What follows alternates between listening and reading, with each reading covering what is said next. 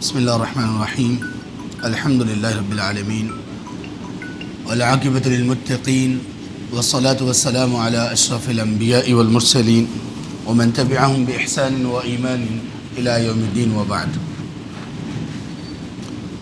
قال اللہ جل وعلا فی محکم تنزیلہ بعد اعوذ باللہ من الشیطان الرجیم لقد من اللہ علی المؤمنین اذ بعث فیہم رسولا من انفسہم. اللہ تعالیٰ کا ہم پر بڑا ہی احسان ہے کہ اللہ تعالیٰ نے ہمیں یہ توفیق بخشی کہ ہم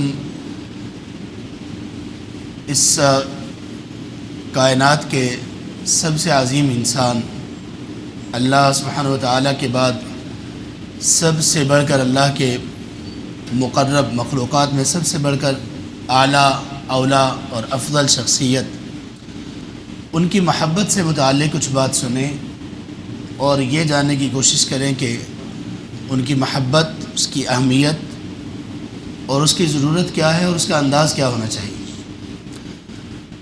یہ وہ موضوع ہے جو کہ اصل میں اللہ کے رسول صلی اللہ علیہ وآلہ وصحبہ وسلم کی نعت مبارک ہے. یہ نعت رسول ہے. ایک نعت رسول جسے ہم نعت رسول کہتے ہیں صلی اللہ علیہ وآلہ وصحبہ وسلم، وہ ہوتا ہے منظوم کلام، نظم میں، اشعار کی صورت میں. لیکن آپ علیہ الصلوۃ والسلام کی نعت صرف اشعار کی صورت میں نہیں ہوتی. آپ کی اصل نعت، آپ کی اصل ستائش، آپ کی اصل تعریف وہ ہے جو خود رب کریم نے ہمارے سامنے رکھی. اور اسی ستائش میں سے ایک چیز یہ ہے کہ اللہ تعالیٰ نے ہم پر بڑے احسانات کیے، بڑے احسانات، اتنے زیادہ کہ ہم ان کو شمار نہیں کر سکتے. قرآن کریم میں یہ آیت 2 مرتبہ اللہ سبحانہ و تعالی نے نازل کی، وَإِن تَعُدُّوا نِعْمَةَ اللَّهِ لَا تُحْصُوهَا. سورہ ابراہیم میں یہ آیت نمبر 14 ہے اور سورۃ النحل میں یہ آیت نمبر 18 ہے.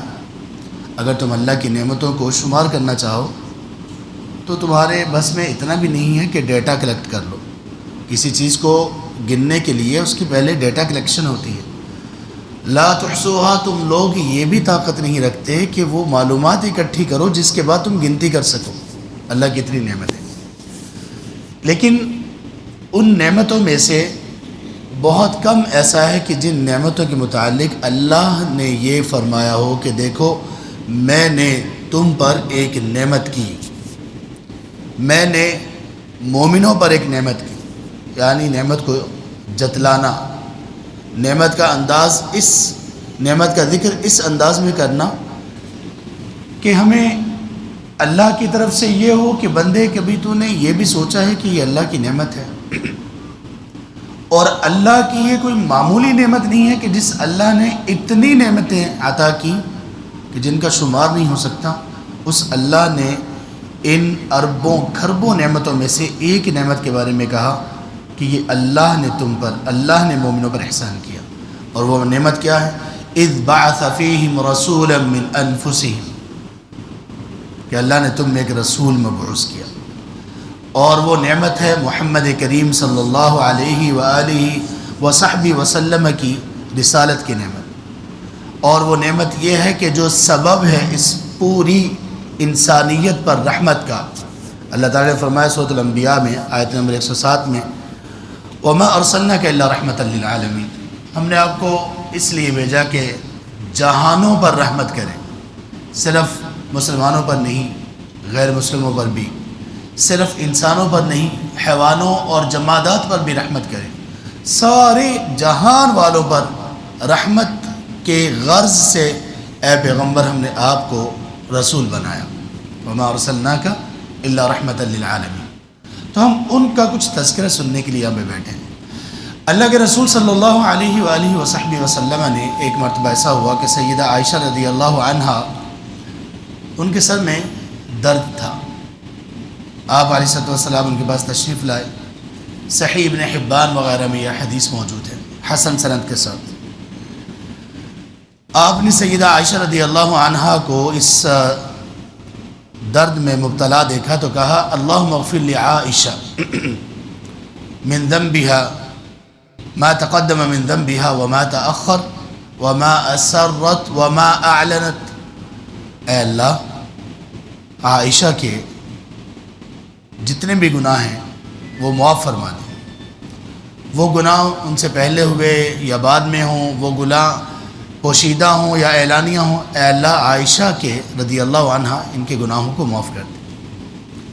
سیدہ عائشہ رضی اللہ عنہ یہ دعا سن کر اتنا خوش ہوئیں، اتنا مسکرائیں، اتنا خوش ہوئیں کہ آپ امی عائشہ رضی اللہ عنہ کا سر جناب سیدنا رسول کریم صلی اللہ علیہ وسلم کی گود میں ڈلک گیا۔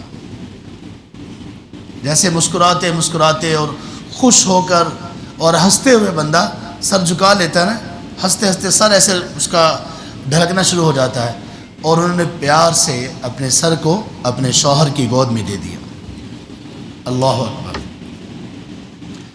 کہا یا عائشہ هل یسرکی دعائی، اے عائشہ کیا تمہیں میری دعا پسند آئی، میری دعا سے خوش ہوئی ہو؟ کہا اے اللہ کے رسول آپ کی دعا سے کیوں خوش نہ ہو؟ بلا کیوں نہیں، اور آپ کی دعا سے مجھے کیوں خوشی نہ ہو؟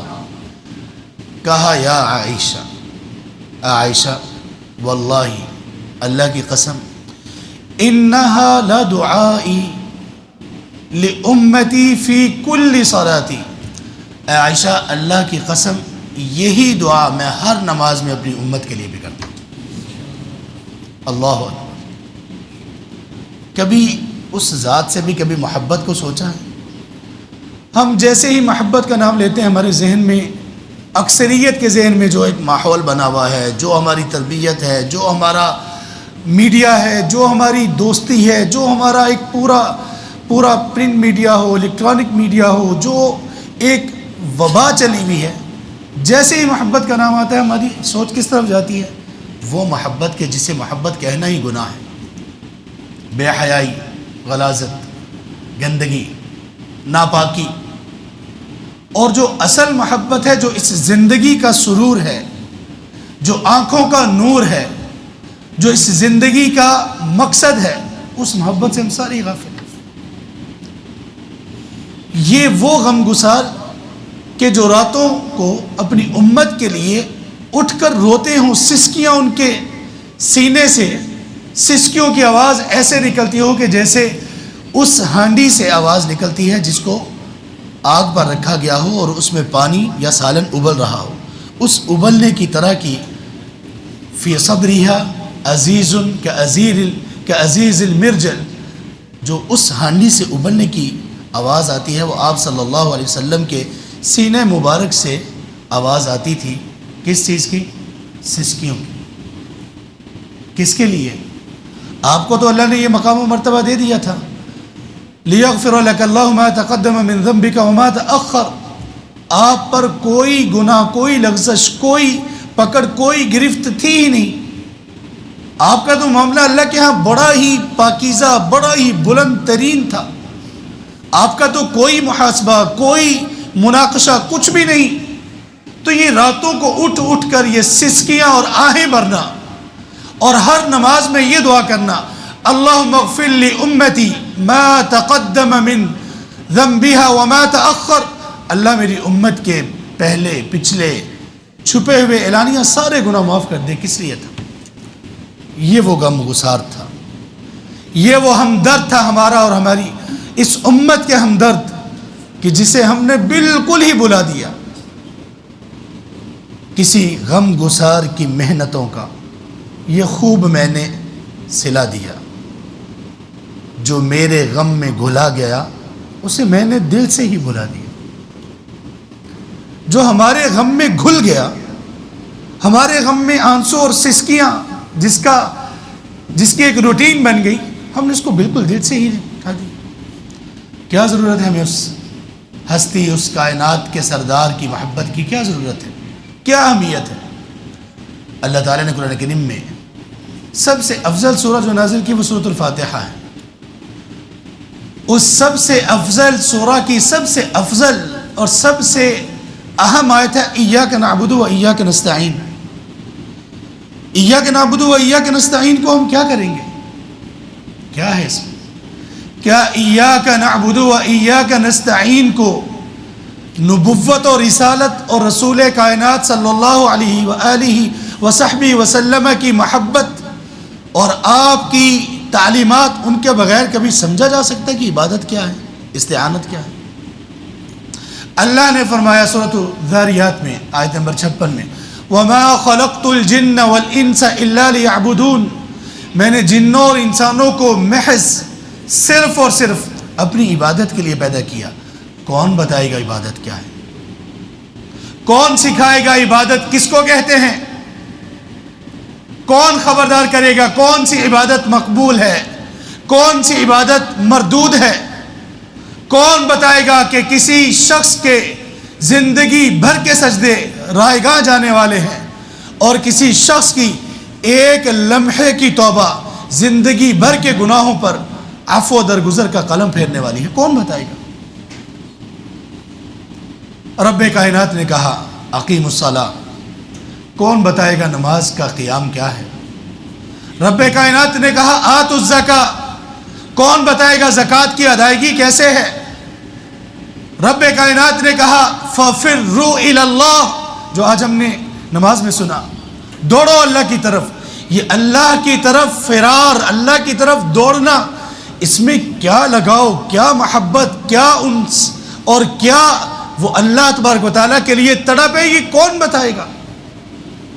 زندگی کا مقصد ہم کبھی نہ جان پاتے، محبت کی صورت اور طریقہ ہم کبھی نہ جان پاتے، عبادت کے طریقے اور عبادت کا اجر و ثواب ہم کبھی نہ جان پاتے اگر رسول کریم صلی اللہ علیہ وسلم کو مبعوث نہ کیا گیا ہوتا۔ لَقَدْ كَانَ لَكُمْ فِي رَسُولِ اللَّهِ أُسْوَةٌ حَسَنَةٌ، سورہ احزاب کی آیت نمبر 21 ہے کہ یہ رسول کائنات، اللہ کے پیغامبر، یہ تمہارے لیے بہترین نمونہ ہے، تمہاری زندگی کے ہر مرحلے کے لیے، تمہاری زندگی کے وہ معاملات اور تمہاری زندگی کا وہ پہلو جس کا تعلق اللہ کے ساتھ ہے، اس میں بھی بہترین نمونہ، اور تمہاری زندگی کے وہ پہلو کہ جس کا تعلق لوگوں کے ساتھ ہے، اس میں بھی بہترین نمونہ۔ ہم ایک سانس لینے کا بھی طریقہ اور سلیقہ ہمیں رسول کریم صلی اللہ علیہ وسلم کی ذات بابرکات کے بغیر کیسے آ سکتا ہے؟ اور اگر ہمیں یہ معلوم ہو گیا کہ ہماری زندگی کا مقصد، ہماری عبادات، ہماری عادات، ہمارے اخلاق، حقوق اللہ، حقوق العباد، ہم کچھ بھی نہیں ڈھنگ سے کر سکتے اگر رسول کریم صلی اللہ علیہ وسلم کی ذات بابرکات، آپ کی تعلیمات نہ ہوں، تب آپ کی تعلیمات پر عمل، آپ کی تعلیمات کو مشعل راہ بنانا یہ کیسے ممکن ہوگا؟ تب تک ممکن نہیں ہوگا جب تک کہ ہم رسول کریم صلی اللہ علیہ وسلم سے شدت کی اور ٹوٹ کر محبت نہ کرنے لگے، ورنہ تو ہمارے لیے کوئی موٹیویشن ہی نہیں رہے گی۔ آج کس کے پاس اتنا وقت ہے کہ وہ رسول کریم صلی اللہ علیہ وآلہ وصحبہ وسلم، ان کی سنت، ان کی حدیث مبارک، ان کے اقوال، ان کے افعال، ان کی مسکراہٹیں، ان کے آنسو، ان کی عادات، ان کی ڈیلنگ، ان کے جذبات، ان کی شجاعت، ان کی بہادری، ان کا صبر، ان کی نماز، ان کا روزہ، یہ کوئی جان سکے کس کے پاس وقت ہے؟ صرف اسے توفیق ملے گی جو واقعی حقیقت میں اللہ کے رسول صلی اللہ علیہ وسلم کی محبت میں ڈوب جائے۔ اور کتنی محبت ہونی چاہیے؟ اللہ کے رسول صلی اللہ علیہ وسلم نے خود بتایا، وہ ذات کہ جو اپنی محبت، اس سے کیسے محبت ہونی چاہیے وہ بھی خود سکھاتے ہیں۔ کہا لا یؤمن احدکم، انداز دیکھیے، کوئی ایسا انداز نہیں محبت کر لو اچھے رہو گے، مجھ سے محبت رکھو تمہیں نفع ملے گا، یہ انداز نہیں ہے، بڑا ہی خودداری کا انداز ہے، بڑا ہی عظمت والا انداز ہے، کیونکہ اللہ نے وحی کے ذریعے سے بتایا۔ کیا بتایا؟ لا یؤمن احدکم، تم میں سے کوئی بھی شخص تب تک مومن ہو ہی نہیں سکتا حتی اکون احب الی، یہاں تک کہ میری محبت اس کے دل میں، میرا اس کے سامنے، میرا اس کے دل میں محبوب ہونا، اس کے والدین سے، اس کی اولاد سے اور سارے لوگوں سے، اور ایک دوسری حدیث کے مطابق اس کی اپنی جان سے بھی بڑھ کر اگر میں کسی بندے کو محبوب نہ ہو جاؤں تب تک بندہ مومن ہی نہیں ہے۔ کیسے ایمان پورا ہوگا؟ کیا کریں گے؟ بڑا آسان ہے محبت کا دعویٰ کرنا، بڑا آسان ہے محبت کو بیان کرنا، بڑا آسان ہے محبت کو سننا، لیکن کرے گا کون؟ ہم میں سے کون ایسا ہے جس کا یہ کلیم اور دعویٰ نہ ہو کہ مجھے سب سے بڑھ کر، جان سے بڑھ کر محبت ہے اللہ کے رسول صلی اللہ علیہ وسلم سے؟ کوئی ہے جس کا یہ دعویٰ نہ ہو؟ لیکن پتہ تب چلے گا کہ انداز محبت کس کا، وہ ہے جس کا جو انداز اللہ نے سکھایا اور رسول نے سکھایا۔ انداز کیا ہونا چاہیے؟ کیا انداز یہ ہو کہ ہم جیسے ہی اللہ کے رسول صلی اللہ علیہ وسلم کا نام مبارک آئے تو اپنے انگوٹھوں کو چومیں، اپنی آنکھوں کو اپنے انگوٹھوں کو لگائیں؟ کیا یہ انداز ہونا چاہیے؟ کوئی شک نہیں، یہ محبت کا انداز ہے۔ جس نے بھی یہ ایجاد کیا محبت میں ایجاد کیا۔ اس کی شرعی حیثیت کیا ہے اس پر بات نہیں بھی کرتا ہوں، لیکن کیا یہ انداز ہمیں سکھایا گیا؟ کسی کا انداز یہ ہے کہ وہ اللہ کے رسول صلی اللہ علیہ وآلہ وصحبہ وسلم کی ولادت مبارکہ کی خوشی میں اپنے در و بام کو، گھر کو، بازار کو، مساجد کو، اس میں چراغاں کرتا ہے۔ کوئی شک نہیں کہ وہ محبت کی بنیاد پر کرتے ہیں۔ شرعی حکم کیا ہے اس میں بات نہیں کرتا ہوں، لیکن سوال یہ کہ کیا یہ محبت کا انداز ہمیں یہ سکھایا گیا؟ جو محبت ہمارے ایمان کے لیے اتنی لازم ہو کہ اگر وہ جان سے بھی بڑھ کر نہ ہو تو محبت ہے ہی نہیں، تو کیا وہ محبت ہمیں سکھائی نہیں گئی ہوگی؟ انداز نہیں سکھایا گیا ہوگا؟ کیا انداز ہونا چاہیے؟ اللہ تیرے حسن خلق کی ایک رمق میری زندگی میں نہ آ سکی، تیرے حسن خلق کی ایک رمق میری زندگی میں نہ آ سکی، میں اسی میں خوش ہوں کہ میں نے اپنے گھر کے در و بام کو تو سجا لیا، کسی غم گسار کی محنتوں کا یہ خوب میں نے سلا دیا، جو میرے غم میں گھلا گیا اسے میں نے دل سے بلا دیا۔ بس محبت پوری ہوگی۔ آپ نے کچھ چراغاں کر لیا، آپ نے جلسہ جلوس کر لیا، بس محبت پوری ہوگی۔ حسن خلق، آپ نے فرمایا انما بعثت لاتمم مکارم الاخلاق، مجھے اس لیے مبعوث کیا گیا کہ جتنے بھی انبیاء ان کی تعلیمات اخلاق، بہترین اخلاق کے متعلق تھیں، مجھ پر اللہ تبارک و تعالیٰ اس اخلاق کی تعلیمات کو پورا کر دیں، مکمل کر دوں، اس چیپٹر کو بالکل مکمل کر دوں۔ کیا میری زندگی میں آپ علیہ السلام کے اخلاق کی کوئی رمق، کوئی جھلک موجود ہے؟ آپ علیہ السلام ایک سفر میں تھے، صحیح بخاری میں یہ حدیث ہے، اور سفر بھی کون سا تھا؟ جہادی سفر۔ کون سا سفر جس میں آپ سپہ سالار ہیں؟ کون سا سفر کہ جس میں صحابہ رضی اللہ عنہم ہتھیاروں کے ساتھ لیس ہیں؟ اور آپ کی محبت کیا ہے؟ محبت ان صحابہ میں یہ تھی، ان کی محبت کا انداز یہ تھا کہ ان کے نزدیک آپ علیہ السلام کے لیے جان کی قربانی یہ بہت ہی کم، بلکہ کم از کم اور حقیر ترین نذرانہ تھا۔ وہ کہتے تھے اگر ہماری جان آپ پر قربان ہو جائے تو یہ بس ہے، یہ ہماری طرف سے ایک معمولی سا تحفہ ہے جناب رسول کریم صلی اللہ علیہ وسلم کے۔ ان کی محبت کا انداز تو یہ تھا۔ ہماری محبت کا انداز کیا ہے؟ اس رسول کائنات، ہمارے ماں باپ، ہماری اولاد، مال و دولت، جسم و جان سب آپ پر قربان ہو صلی اللہ علیہ وسلم۔ ہم نے کیا محبت کی؟ خباب رضی اللہ عنہ سے پوچھا جاتا ہے، صحیح بخاری میں یہ واقعہ ہے، مکہ کے میدان میں ان کو باندھا گیا، نیزوں سے، تلواروں سے، چاقوؤں سے ان پر زخم لگائے جا رہے ہیں۔ پوچھا گیا کہ کیا آپ کو یہ پسند ہے؟ سوچ تو رہے ہوگے خباب، دل میں یہ بات تو آ رہی ہوگی۔ خبیب ان کا نام تھا۔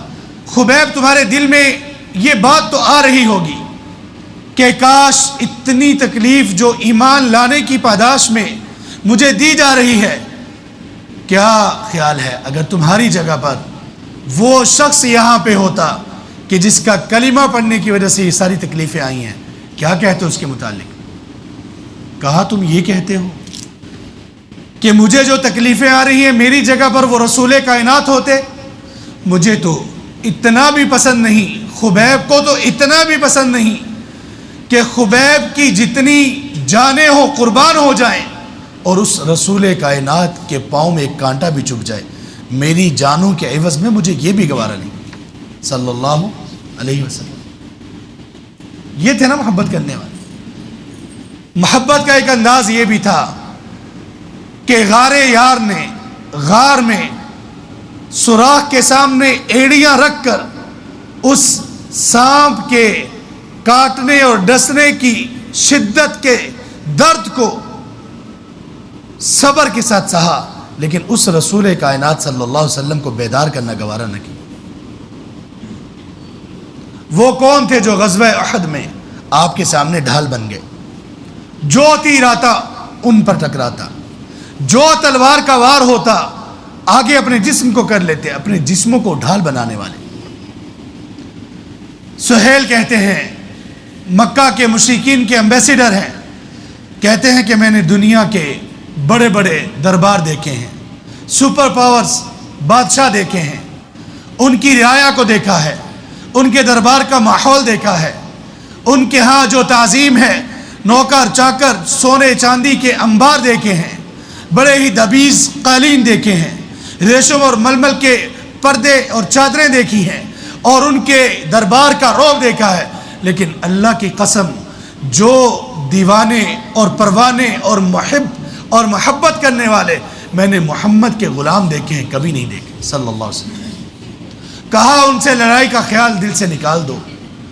جو لوگ اپنے رسول کے وضو کے پانی کو زمین پر نہ گرنے دیتے ہوں، کیسے سوال پیدا ہو سکتا ہے کہ وہ ان کے خون کا ایک قطرہ بھی گرنا گوارا کر لیں؟ محبت کا انداز تھا نا۔ ہمارا محبت کا کیا انداز؟ کتنی برداشت ہم میں۔ اس جہادی غزوہ میں ایک شخص نے، گاؤں دیہات کے رہنے والے تھے، آپ علیہ السلام کا کندھا ننگا تھا، عموماً آپ چادر استعمال کرتے تھے، چادر کو اوڑھتے تھے، نیچے چادر باندھتے تھے، اوپر بھی چادر اوڑھتے تھے، کندھے سے چادر ہٹی ہوئی تھی۔ کسی گاؤں کے رہنے والے شخص نے آپ کے کندھے پہ چادر ڈالی، بہت زور سے کھینچا کہ اس چادر کے کنارے نے یہاں زخم بنا دیا۔ ہم جو اللہ کے رسول صلی اللہ علیہ وسلم کی محبت کا دعویٰ کرنے والے ہیں، ذرا ہم سوچیں کہ اگر ہم ہوتے تو کیا جواب ہوتا؟ ہم ہوتے تو ہم تو کہتے کہ میں نے بھی ماں کا دودھ نہیں پیا تمہیں چھوڑوں۔ تمہیں ہمت کیسے ہوئی کہ میرے اوپر ہاتھ اٹھانے کی، مجھے زخم دینے کی؟ آپ علیہ السلام فداہ نفسی ابی و امی و اہلی و مالی، دیکھا ابتسم مسکرا دیے۔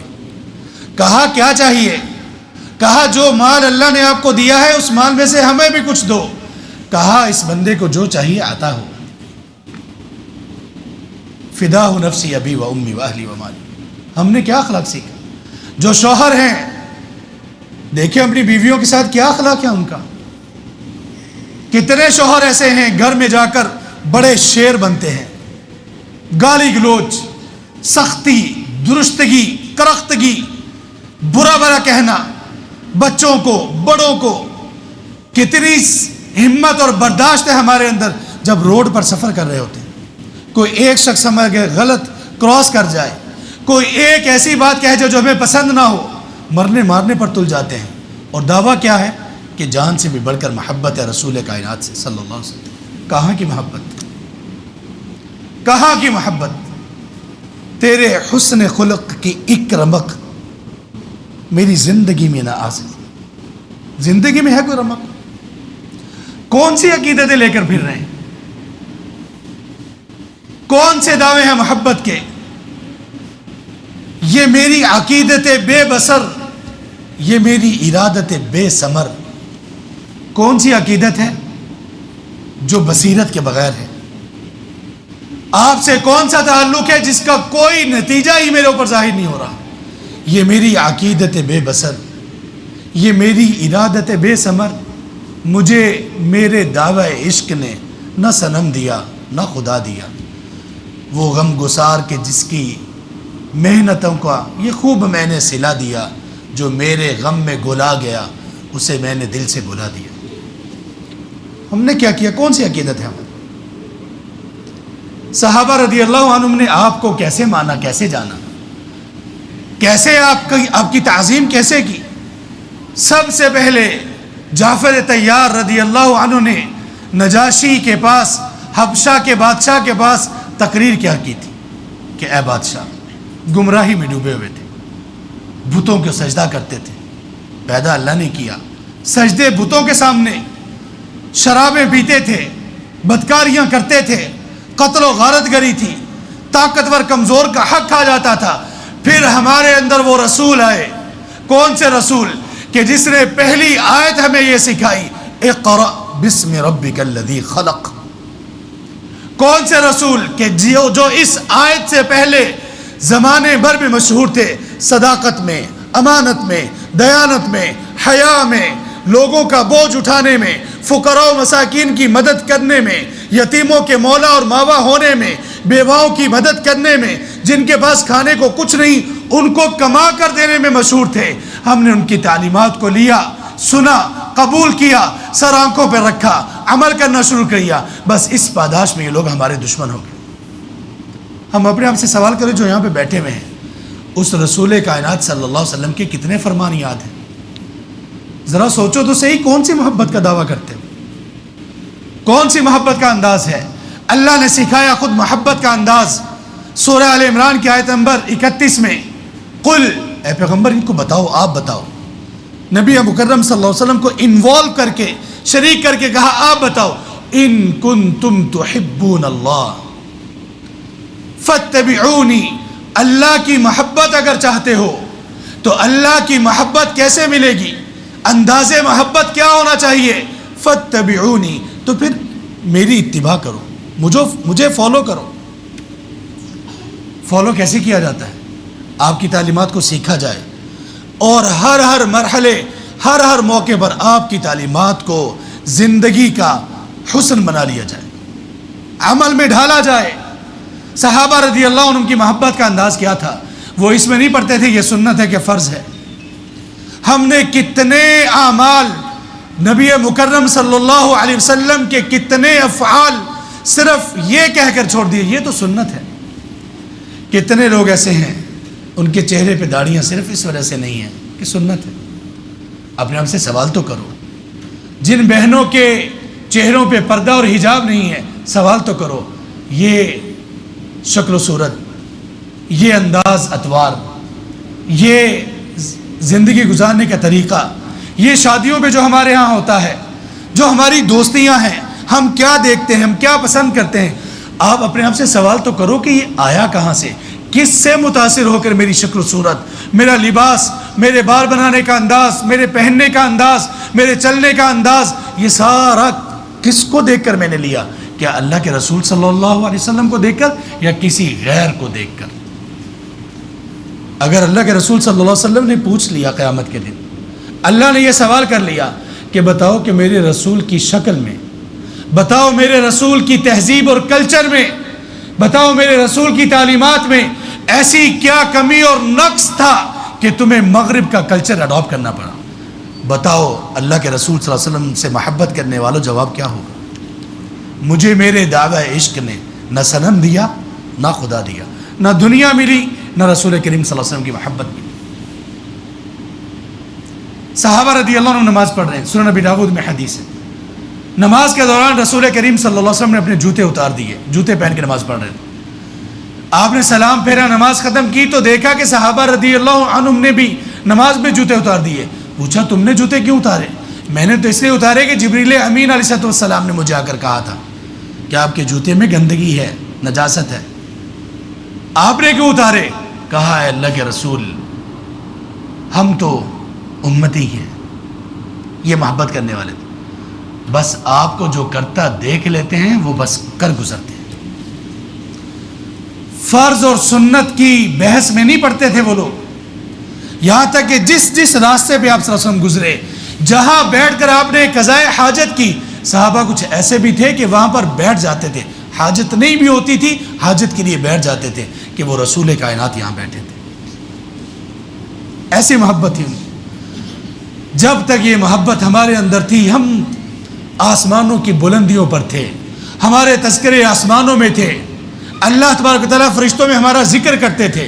لیکن جب اس محبت کو چھوڑا، جب اس اطاعت اور فرمانبرداری کو چھوڑا، جب آپ کی فالوئنگ اور اتباع کو چھوڑا، آج دیکھیں کہ مسلمان ہونے کی حیثیت سے کتنے ذلیل ہیں. تیرا نقش پا تھا جو رہنما، تو غبار راہ تھی کہکشاں. آسمانوں کی کہکشائیں بھی ہمارے پاؤں کے سامنے تھی. کب؟ جب تیرا نقش پا رہنما تھا. اور جب تیرے نقش پا کو، جب تیری سنت کو ہم نے چھوڑ دیا تو دنیا نے ہمیں اپنی نگاہوں سے ہی گرا دیا.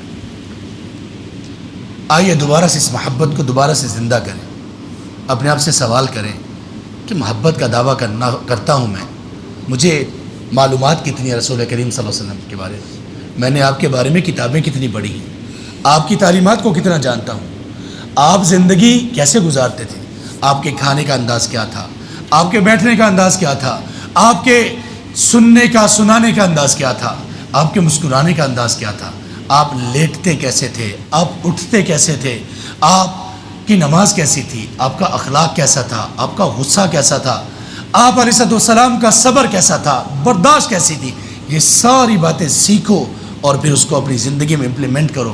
پھر آپ کو ملے گی محبت، پھر آپ کو ملے گا زندگی کا وہ لطف، اور پھر آپ کو ملے گا رسول کریم صلی اللہ علیہ وسلم کا ساتھ اور ان کے ہاتھوں سے حوض کوثر. اللہ ہمیں بھی ایسے خوش نصیب لوگوں میں شامل کر دیں، اور اللہ ہمیں اپنی رحمت سے واقعی حقیقی محبت رسول کریم صلی اللہ علیہ وسلم کی اور ان کا انداز بھی ہمیں سکھا دیں، اور اسی پر زندگی گزرے اور اسی پر ہمارا انجام ہو، اور اسی محبت پر ہمیں اٹھایا جائے اور رسول کریم صلی اللہ علیہ وسلم کے ہاتھ سے حوض کوثر پلایا جائے اور آپ کے ساتھ جنت کا داخلہ ہمیں نصیب ہو. آمین یا رب العالمین. سبحانک اللہم و بحمدک، اشہد ان لا الہ الا انت، استغفرک و اتوب الیک. والسلام علیکم ورحمۃ اللہ وبرکاتہ.